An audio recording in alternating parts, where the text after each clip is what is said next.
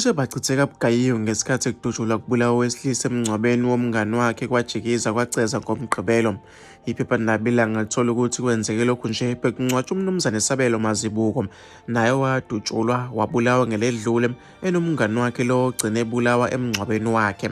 Kuthiwa kumngane esiligodlile igama lakhe ngenxa yokuthi umndeni wakhe ubungakaziswa ngokubulawa kwakhe.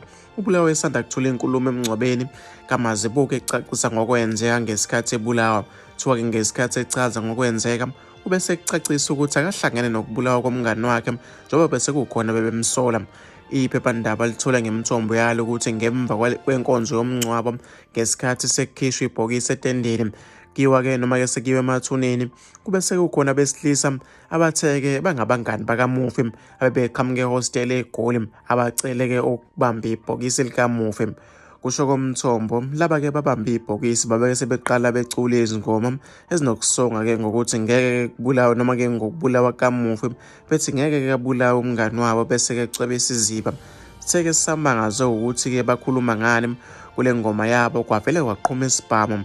Wonke umuntu wabaleka wacasha ngoba-ke bese singasaqonda ukuthi kwenzakalani. Kusho-ke umthombo othi-ke uze wayovuka-ke ngemva kwesibaya ubaleka.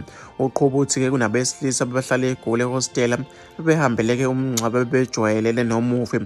Kuthiwa-ke ukubulawa kobefihlwa kakwehlanga-ke kahle kubona njengoba-ke bebethi ngeke abulawe kuthuleke. Sola ukuthi laba-ke babeke sebejikelana noma-ke sebejikelana bakhombana-ke bodwa ngokufa kukaMazibuko, okuyilapho kubeke sekudutshulwa khona emngcwabeni wakhe kwakhona-ke olimalayo ogcine-ke eshonile.